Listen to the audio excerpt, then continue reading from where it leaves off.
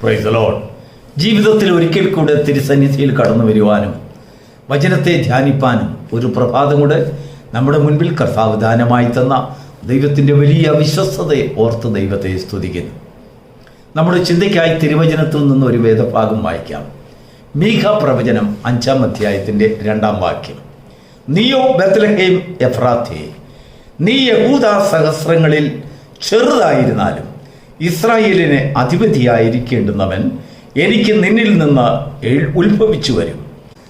അവൻ്റെ ഉത്ഭവം പണ്ടേ ഉള്ളതും പുരാതനമായതും തന്നെ. ദൈവത്തിന് മഹത്വം. ബേത്ലഹേം, അതിൻ്റെ അർത്ഥം അപ്പത്തിൻ്റെ വീട്. ഇസ്രായേലിലെ ഒരു ചെറിയ ഗ്രാമം.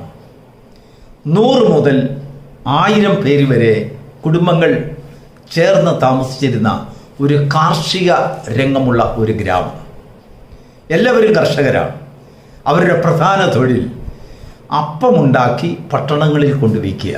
അതുകൊണ്ട് ആ ദേശത്തിന് ബേത്ലഹേം അപ്പത്തിൻ്റെ വീട് എന്ന് പേരായി. ഈ ബേത്ലഹേം എന്ന് പറയുന്നത് ഒരു ചെറിയ കുഗ്രാമം എന്ന് പറയാം. വലിയ വിദ്യാസമ്പന്നരില്ല, കോളേജില്ല, വലിയ സ്കൂളുകളൊന്നുമില്ല, വലിയ ആശുപത്രികളൊന്നുമില്ല. എല്ലാവരും സാധാരണക്കാർ. സാധാരണ ഭവനങ്ങളാണ് അവർക്കെല്ലാം ഉണ്ടായിരുന്നത്. എന്നാൽ അവരുടെ ജീവിതത്തിൽ വലിയൊരു സന്തോഷ വർത്തമാനം ഉണ്ടായിരുന്നു. ബേത്ലഹേമിലെ ജനങ്ങൾ അവർക്ക് ദൈവം കൊടുത്തതായ ആ സാഹചര്യത്തിൽ സംതൃപ്തിയുള്ള ഒരു നാടായിരുന്നു. അവിടെ ഒരു പരാതിയില്ലായിരുന്നു. ജെറുസലേം പോലുള്ളതായ പട്ടണങ്ങളെയും യഹൂദ്യ നാടിലുള്ള മറ്റ് തിരക്കേറിയ ആ പട്ടണങ്ങളെയൊക്കെ നോക്കിക്കൊണ്ട് ഞങ്ങൾക്ക് ഈ പട്ടണങ്ങളോടൊപ്പം വളരാൻ കഴിഞ്ഞില്ലല്ലോ, ഞങ്ങൾക്കൊരു പേരും പെരുമയും ഞങ്ങൾക്ക് പ്രാപിക്കാൻ കഴിഞ്ഞില്ലല്ലോ എന്ന് പരിതപിക്കുന്ന അല്ലെങ്കിൽ വിലപിക്കുന്ന മനുഷ്യരാരും ബേത്ലഹേമിൽ ഉണ്ടായിരുന്നില്ല.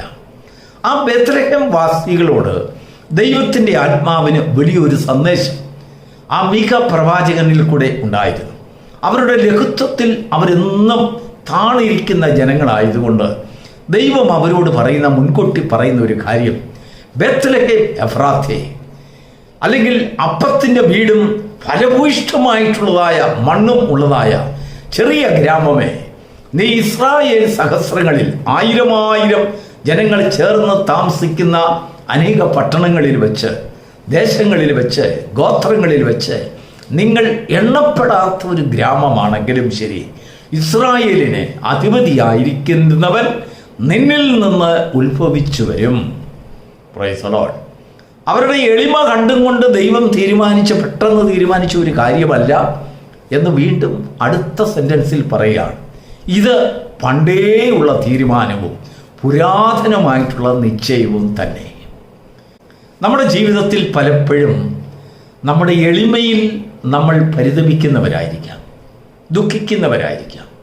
മറ്റുള്ളവരോടൊപ്പം നിൽക്കുവാൻ കഴിയാത്ത അല്ലെങ്കിൽ സാധിക്കാത്ത വിദ്യാഭ്യാസ കുറവ്, ബുദ്ധിജ്ഞാനത്തിലൊക്കെ കുറവ്, പരിജ്ഞാനത്തിൽ കുറവ്, വസ്ത്രങ്ങളിൽ പോരായ്മ, സൗന്ദര്യത്തിൽ പോരായ്മ, സാമ്പത്തിക രംഗങ്ങളിൽ പോരായ്മ, ഭവനത്തിൽ പോരായ്മ, വാഹനത്തിൽ പോരായ്മ, സകല കാര്യങ്ങളിലുമുള്ള പോരായ്മകൾ ഒരുപക്ഷെങ്കിൽ പലപ്പോഴും നമ്മെ തിന്നുകളഞ്ഞുകൊണ്ടിരിക്കും. കർത്താവ് ഒരിക്കൽ യഹൂദ്യ നാടുകളിൽ കൂടെ സഞ്ചരിക്കുമ്പോൾ മത്തായിയുടെ സുവിശേഷം 11-ാം അധ്യായത്തിൽ നോക്കുമ്പോൾ അവൻ്റെ പിന്നാലെ വരുന്ന ജനങ്ങളെ കണ്ടുകൊണ്ട് കർത്താവ് സ്വർഗത്തേക്ക് നോക്കി പ്രാർത്ഥിക്കുന്ന ഒരു പ്രാർത്ഥന വളരെ ആകർഷണീയത ഉള്ളതാണ്. പിതാവിനോട് പറയാണ്, സ്വർഗത്തിനും ഭൂമിക്കും നാഥനായ എൻ്റെ പിതാവേ, നീ ജ്ഞാനികൾക്കും വിവേകികൾക്കും സമ്പന്നർക്കും ഈ ലോകത്തിലെ മഹത്തുക്കൾക്കും നീ ഈ ദർശനം മറച്ചു വെച്ചിട്ട് സാധുക്കളായിട്ടുള്ള എളിമയുള്ള അല്ലെങ്കിൽ ഒരു ജ്ഞാനവും പരിജ്ഞാനവും യോഗ്യതയുമില്ലാത്ത ശിശുക്കളായിട്ടുള്ളവരെ നീ ഈ സത്യം ഏൽപ്പിച്ചല്ലോ എന്ന് കർത്താവ് അവരെ നോക്കി പ്രാർത്ഥിക്കുന്ന ഒരു പ്രാർത്ഥനയുണ്ട്. അതിനുശേഷം കർത്താവ് പറയുകയാണ്, ജനങ്ങളെ നോക്കി വലിയൊരു ആഹ്വാനം, ഈ അവനെ അനുഗമിക്കുന്നതായ ജനങ്ങളോട് ഒരു തുറന്ന മനസ്സോടുകൂടെ ലോകത്തിൽ ആരും ഉച്ചരിക്കാത്ത ഒരു ആഹ്വാനം എന്താണെന്നറിയാമോ? അതേ അധ്യായത്തിൻ്റെ 28-ാം മത്തായിയുടെ സുവിശേഷം 11-ാം അധ്യായത്തിൻ്റെ 28-ാം വാക്യം നമുക്കെല്ലാം വളരെ സുപരിചിതമാണ്. അധ്വാനിക്കുന്നവരും ഭാരം ചുമക്കുന്നവരും ആയുള്ള എല്ലാവരുമേ നിങ്ങൾ എൻ്റെ അടുക്കൽ വരുവീൻ, ഞാൻ നിങ്ങൾക്ക് ആശ്വാസത്തെ തരാം. അതിനുശേഷം അദ്ദേഹം പറയുകയാണ്, ഞാൻ സൗമ്യതയും താഴ്മയും ഉള്ളവനാകിയാൽ എൻ്റെ അടുത്ത് സൗമ്യതയും താഴ്മയും ഉള്ളവനാരോ അവൻ എൻ്റെ അടുത്ത് വന്ന് ഈ നുഖമേറ്റും കൊണ്ട് എന്നോട് പഠിച്ച് എന്നോട് വളരുവാൻ, എന്നോട് ചേർന്ന് വളരുവാനുള്ള ജ്ഞാനം പ്രാപിപ്പി. ഞാൻ നിങ്ങളെ വലിയവരാക്കാം, ഞാൻ നിങ്ങളെ ആശ്വസിപ്പിക്കാം, ഞാൻ നിങ്ങളുടെ സങ്കടങ്ങളെ മാറ്റാം, ഞാൻ നിങ്ങളുടെ പോരായ്മകളെ മാറ്റാം, ഞാൻ നിങ്ങളുടെ ദാരിദ്ര്യത്തെ മാറ്റാം. Price the Lord. അതിനുവേണ്ടി ഈ ദാരിദ്ര്യം മാറ്റുന്നതിനും പോരായ്മകളെ പരിഹരിക്കുവാനും മറ്റുള്ളവരെ പോലെ തത്തുല്യരായി ദൈവത്താൽ മാനിക്കപ്പെട്ടവരായി തീരുവാനും ദൈവം വിളിക്കുന്ന ഒരു കൂട്ടം ജനങ്ങൾ സൗമ്യതയും താഴ്മയും ഉള്ളവരാരോ അവരായിരിക്കണം. Praise the lord. നമ്മൾ നമ്മുടെ പോരായ്മകളെ കണ്ടുകൊണ്ട് പരിതപിച്ചു കൊണ്ടിരുന്നാൽ നമുക്കൊരിക്കലും വളരാൻ കഴിയുകയില്ല. നമ്മുടെ ജീവിതത്തിലുള്ളതായ പോരാത്തതെന്ന് തോന്നായ മനോഭാവം നമ്മെ ഒരിക്കലും വളർത്തുകയില്ല. എന്നാൽ ലോകത്തിൽ ദരിദ്രരായിരിക്കുവാൻ ദൈവത്താൽ ആക്കപ്പെട്ട ദാരിദ്ര്യത്തിൽ പ്രസാദിക്കപ്പെട്ട് അതിൽ സന്തോഷിച്ചിരിക്കുന്ന ജനങ്ങളാരോ അവരെ ദൈവം വിശ്വാസത്തിൽ സമ്പന്നരാക്കുന്നു. നോക്കൂ, ദാവീദിനെ ഒന്ന് നോക്കൂ.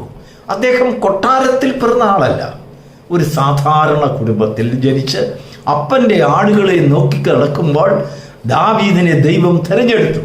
അങ്ങനെ ദാവീദിനെ ദൈവം തിരഞ്ഞെടുത്തപ്പോൾ ദാവീദിൻ്റെ ഹൃദയത്തിൽ ജ്ഞാനത്തിൻ്റെ ആത്മാവ് കൊടുത്തു, ബുദ്ധിയുടെ ആത്മാവ് കൊടുത്തു, ധൈര്യം കൊടുത്തു, വിവേകം കൊടുത്തു, ആശയങ്ങൾ കൊടുത്തു. അല്ലെങ്കിൽ ഏത് കാര്യങ്ങളും തന്നാൽ നടത്താൻ കഴിയും എന്നുള്ളതായ ഒരു നിശ്ചയത്തിൽ, ആ നിശ്ചയദാർഢ്യത്തിൽ താൻ വളരാൻ തുടങ്ങി. എങ്കിലും തൻ്റെ ജീവിതത്തിൽ നിന്ന് താൻ എവിടെയാണ് ജനിച്ചതെന്നുള്ളതായ ആ ചിന്ത താൻ മറന്നില്ല.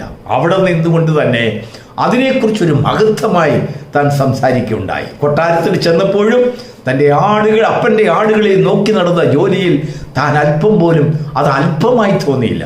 അതാണ് എന്നെ വലുതാക്കിയത്, അങ്ങനെ ഒരു ജീവിതമാണ് എന്നെ വലുതാക്കിയത്, വലിയവനാക്കിയത് എന്നുള്ളതായ ഒരു ചിന്ത ദാവീദിൽ വളർന്നുകൊണ്ടിരുന്നു. ദൈവത്തിന് മഹത്വം ഉണ്ടാകട്ടെ.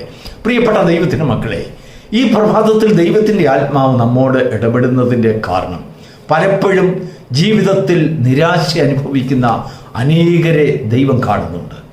ജീവിതത്തിലെ പോരായ്മകളെ കണ്ടുകൊണ്ട് കണ്ണീരൊഴുക്കുന്ന ജീവിതങ്ങളെ ദൈവം കാണുന്നു. സൗഖ്യമില്ലാതെ വേദനയോടിരിക്കുവാൻ നിഗമിക്കപ്പെട്ടതായ അല്ലെങ്കിൽ ആക്കപ്പെട്ടതായ ജീവിതത്തിൽ അനുഭവിക്കുന്ന നിരാശാജനകമായ ഓരോ നാളുകളെയും ദൈവത്തിൻ്റെ ആത്മാവ് കാണുന്നു.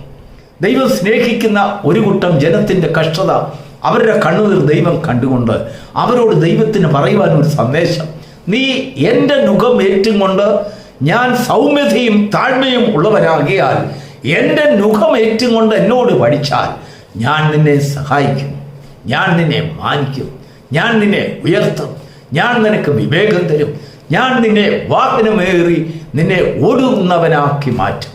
ദൈവത്തിന് മഹത്വം ഉണ്ടാകട്ടെ. അത്ര വലിയ ധൈര്യത്തോടു കൂടിയാണ് സർവസമ്പന്നനായ ദൈവത്തിൻ്റെ പുത്രൻ ഈ ഭൂമിയിൽ വന്ന് വിളിക്കുകയാണ്, അധ്വാനിക്കുന്നവരെ, ഭാരം ചുമക്കുന്നവരെ. എന്നാൽ അധ്വാനവുമില്ല, ഭാരം ചുമക്കുന്നവരുമില്ല, ഒന്നുമില്ലാതെ നടക്കുന്ന ചിലരോട് ദൈവത്തിന് പറയുവാൻ സന്ദേശങ്ങളില്ല. പ്രിയപ്പെട്ട ദൈവമക്കളെ, ഈ പ്രഭാതത്തിൽ ദൈവം നമ്മോട് സംസാരിച്ചതായ വചനത്തിലേക്ക് നമുക്കൊന്ന് കടന്നു വരാം. എഫ്രാത്തിനോട് അല്ലെങ്കിൽ ആ ബെത്ലഹേമിനോട് ദൈവത്തിന് പറയുവാനുള്ളത് ഇത് പണ്ടേയുള്ള കാര്യമാണ്. ഇപ്പോൾ ഞാൻ എടുത്ത തീരുമാനമല്ല. നിന്റെ കുടുംബത്തിൻ്റെ ഈ അവസ്ഥയെ കണ്ടുകൊണ്ട്, ദരിദ്രമായ നിന്റെ അവസ്ഥയെ കണ്ടുകൊണ്ട്, നിന്റെ കണ്ണുനീര് കണ്ടുകൊണ്ട് ഇപ്പോൾ ഞാൻ നിന്നെ ഉയർത്താൻ എടുത്ത തീരുമാനമല്ല. ലോകസ്ഥാപനത്തിന് മുമ്പ് ഞാൻ നിന്നെ പേർ ചൊല്ലി വിളിച്ചതാണ്. Price the Lord. ദൈവത്തിൻ്റെ സമയമാകുന്നിടം വരെയും നിന്നെ ഉയർത്തുന്നതിന് വേണ്ടി അവൻ്റെ കരങ്ങളിലെ അമ്പാകുവാൻ ദൈവം നിനക്ക് ചാരുത വർദ്ധിപ്പിക്കുവാൻ പലപ്പോഴും ദൈവം നിന്നെ എളിമയിൽ തന്നെ വെച്ചിരുന്നു. അവനാണ് നിന്നെ ഉയർത്തുന്നത്, അവനാണ് നിന്നെ വളർത്തുന്നതെന്ന് നിനക്കൊരു സന്ദേശം തന്നുകൊണ്ട് അത് നിന്റെ ജീവിതത്തിൽ വളരുമാറാകുന്ന ഒരു സാഹചര്യങ്ങൾ നിന്റെ ജീവിതത്തിൽ കൊണ്ടുവന്നുകൊണ്ട് തക്ക സമയത്ത് അവൻ നിന്നെ ഉയർത്തും. അതുകൊണ്ടാണ് ദൈവത്തിൻ്റെ വചനത്തിൽ രേഖപ്പെടുത്തിയിരിക്കുന്നത്, അവൻ തക്ക സമയത്ത് നിന്നെ ഉയർത്തും. ബേത്ലഹേമിനെ തക്ക സമയത്ത് ദൈവം കരങ്ങളിലെടുത്തു. ബേത്ലഹേം ദേശത്തിൽ അല്ലെങ്കിൽ രാജ്യത്തിൽ ആ ഇസ്രായേൽ ഗോത്രങ്ങളിൽ ഒക്കെ ചെറുതായിരുന്നെങ്കിലും ഇന്നും ബേത്ലഹേമിനെ കുറിച്ച് കോടാകോടി ജനങ്ങൾ പാടി പുകഴ്ത്തുകയാണ്. ബേത്ലഹേമിൽ ജന്മം കൊണ്ടതായ കർത്താവിൻ്റെ മഹത്വം, ആ മഹത്വം ആ നാടിന് ലഭിക്കാനിടയായി. യെരുശലേമിന് ലഭിച്ചില്ല, മറ്റുള്ളതായ പല പട്ടണങ്ങളിലും യഹൂദ്യ നഗരങ്ങളിൽ അനേകം പേരുകെട്ട ജ്ഞാനികളും വിവേകികളും പള്ളിപ്രമാണികളും ആശുപത്രികളും കോളേജുകളും ഒക്കെ നിലനിന്നതായ പല പട്ടണങ്ങളുണ്ടായിരുന്നു. ധനികർ പാർക്കുന്ന ദേശങ്ങളുണ്ടായിരുന്നു. ഇല്ല, ദൈവം അവിടെ എങ്ങും പോയില്ല, ബേത്ലഹേമിലേക്ക് വന്നു. കാരണം അത് അപ്പത്തിൻ്റെ വീടാണ്.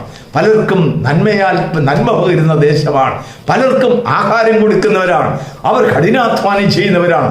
അവരുടെ മുമ്പിൽ ഒരു നിശ്ചയദാർഢ്യമുണ്ട്, അവരുടെ മുമ്പിൽ ഒരു ഉദ്ദേശമുണ്ട്, അവരുടെ മുൻപിൽ ഒരു സംതൃപ്തമായ ഒരു ജീവിത ശൈലിയുണ്ട്. അവർ ദൈവത്തെ പാടിപ്പുകഴ്ത്തുന്നവരാണ്. അവർ ചെറിയവരെയായിരുന്നാലും ശരി, അവർ മറ്റുള്ളവരോടൊപ്പം അവർക്ക് നിൽക്കാൻ തക്ക യോഗ്യതയില്ലെങ്കിൽ ശരി, ഒരു നാൾ അവരെ ദൈവം കരത്തിലെടുത്തു എന്നുള്ളതായ ആ സന്തോഷ വാർത്ത കേട്ടപ്പോൾ അവരുടെ ജീവിതത്തിൽ വലിയൊരു ഉത്സാഹം, അവിടെ വലിയൊരു ഉണർവ്. ആ ബേത്ലഹേമിലെ ഭൂമിക്കങ്ങ് വില കൂടി. ഇന്ന് ബേത്ലഹേമാണ് ഇസ്രായേലിൽ ഏറ്റവും വില കൂടിയ സ്ഥലം. ബേത്ലഹേമാണ്. ആ ബേത്ലഹേമിൽ 1 ഇഞ്ച് ഭൂമിക്കുള്ളതായ എത്രയോ കോടാക്കോടി വിലയാണ് ആ ഭൂമിക്കുന്നുള്ളത്. നോക്കൂ, അതിൻ്റെ വില വർദ്ധിച്ചു. ദൈവം കരങ്ങളിൽ എടുക്കുമ്പോൾ പ്രിയരെ, നമ്മുടെ വിലയും വർദ്ധിക്കും. നമ്മുടെ ബഹുത്വം, നമ്മുടെ ബഹുമാനം വർദ്ധിക്കും, നമ്മുടെ അഭിമാനം വർദ്ധിക്കും, നമ്മുടെ ജ്ഞാനം വർദ്ധിക്കും. നമ്മെ മറ്റുള്ളവർ കാണുമ്പോൾ തന്നെ പുകഴുന്നതായ അല്ലെങ്കിൽ വന്ദിക്കുന്നതായ മനുഷ്യരായി നാം ഈ ലോകത്തിൽ മാത്രമല്ല വരും കാലത്തും ദൈവത്തിൻ്റെ മഹത്വം ഉണ്ടാകട്ടെ. ഇസ്രായേലിൽ ഏറ്റവും വില കൂടിയ സ്ഥലം ബേത്ലഹേമാണ്. ഏറ്റവും വില കൂടിയ സ്ഥലം. 1 ഇഞ്ച് ഭൂമിക്ക് പോലും അവിടെ കോടികളുടെ വിലയുണ്ട്. കാരണം അത്രയ്ക്കും മഹത്വം, അത്രയ്ക്കും ബഹുമാനം ആ ദേശത്തിനുണ്ടായി. ഒരു കാലത്ത് ആരാലും എണ്ണപ്പെടാത്ത സ്ഥലം, ആർക്കും വേണ്ടാതിരുന്ന സ്ഥലം, കർഷകന്റെ നാട്, അപ്പത്തിൻ്റെ നാട്, എല്ലാവരും പുകഴ്ത്തിപ്പാടുന്ന ബഹുമാനിക്കുന്ന ആൾക്കാരും തന്നെ അവിടെ ഉണ്ടായിരുന്നില്ല. എന്നാൽ കർത്താവ് അവിടെ വന്നപ്പോൾ യേശുവിൻ്റെ ജനനം കൊണ്ട്, അത്യുന്നതൻ്റെ ആ ജന്മം കൊണ്ട് ആ നാടിൻ്റെ പേര് മാറി, ആ നാടിൻ്റെ ബഹുമാന സ്ഥിതി മാറി. ആ നാടിൻ്റെ സ്ഥിതി ഒരു ദിവസത്തേക്ക് മാത്രമല്ല, സദാകാലത്തേക്കും ഭൂമിയുള്ളിടത്തോളം കാലം അതിന് ബഹുമാനം വർദ്ധിക്കുവാൻ തുടങ്ങി, ആദരവ് വർദ്ധിക്കുവാൻ തുടങ്ങി. ദൈവത്തിന് മഹത്വം ഉണ്ടാകട്ടെ. ഇതുപോലെയാണ് നമ്മുടെ കർത്താവ് നമ്മുടെ ജീവിതത്തിൽ വരുമ്പോൾ, നമ്മുടെ ഭവനത്തിൽ വരുമ്പോൾ, നമ്മുടെ ആശയത്തിൽ വരുമ്പോൾ, നമ്മുടെ സംതൃപ്തിയിൽ വരുമ്പോൾ, നമ്മുടെ അറിവിലും ജ്ഞാനത്തിലും വരുമ്പോൾ, ശിശുക്കളായ നമുക്ക്, ജ്ഞാനികൾക്കും വിവേകികൾക്കും കൊടുക്കാത്തതായ പല സൗഭാഗ്യങ്ങളും നമ്മുടെ ജീവിതത്തിലേക്ക് വരുന്നതായി കാണുവാൻ കഴിയും. അതിനൊരു കാര്യം വേണം, അധ്വാനിക്കുന്നവരായിരിക്കണം, ഭാരം ചുമക്കുന്നവരെ. എങ്ങനെയുള്ള ഭാരമാണെന്നറിയാം? ദൈവത്തിൻ്റെ ആ വചനത്തെക്കുറിച്ചുള്ളതായ ഒരു ഭാരം, ആത്മീയ ജീവിതത്തിലെ ഭാരം. നമ്മുടെ ജീവിതത്തിൽ ഉയരപ്പെടുവാൻ കഴിയാത്തത് കൊണ്ടുള്ളതായ അല്ലെങ്കിൽ നമ്മുടെ കഴിവുകേടുകളിലുള്ളതായ ഭാരമല്ല, എന്നാൽ ദൈവത്തിൻ്റെ കൃപയിൽ വളരുന്നതിനുള്ളതായ ആ ഒരു ഭാരം നമ്മുടെ ജീവിതത്തിൽ കടന്നു വരുമ്പോൾ നാം നമ്മെ തന്നെ താഴ്ത്തുന്നവരായിത്തീരും. കാരണം നമ്മെ തന്നെ താഴ്ത്തുമ്പോൾ ദൈവം നമ്മെ ഉയർത്തുന്നതായി നമ്മുടെ ജീവിതത്തിൽ നമുക്ക് അനുഭവിച്ചറിയുവാൻ കഴിയും. ഈ വലിയൊരു സൗഭാഗ്യം ഈ പ്രഭാതത്തിൽ ദൈവം നമുക്കായി വച്ചിരുന്നതായ വലിയൊരു അനുഗ്രഹിക്കപ്പെട്ട സന്ദേശമാണ്. അവർക്കാരുമില്ല, അവരെ ഉയർത്തുവാൻ ആരുമില്ല, അവരെ കാണുവാൻ ആരുമില്ല, അവരെ സ്നേഹിപ്പാൻ ആരുമില്ല എന്ന് ചിന്തിക്കുന്ന ജീവിതങ്ങളോട് ദൈവം പറയുന്ന വാഗ്ദത്തം, നീ ബേത്ലഹേമേ, നീ ഇസ്രായേൽ സഹസ്രങ്ങളിൽ നീ ഏറ്റവും ചെറിയവനായിരുന്നെങ്കിലും, ആരും നിന്നെ നോക്കുന്നില്ല എങ്കിലും, ആരും നിന്നെ കാണുന്നില്ല എങ്കിലും, ആരും നിന്നെ ബഹുമാനിക്കുന്നില്ല എങ്കിലും ദൈവത്തിന് നിന്നെ ഉയർത്തുവാൻ കഴിയും. തക്ക സമയത്ത് അവൻ നിന്നെ ഉയർത്തും. അതിനുവേണ്ടി അവൻ്റെ സന്നിധിയിൽ താണിരിപ്പാനുള്ള കൃപയ്ക്കായി ദൈവം നിന്നെ സഹായിക്കുമാറാകട്ടെ. God bless you.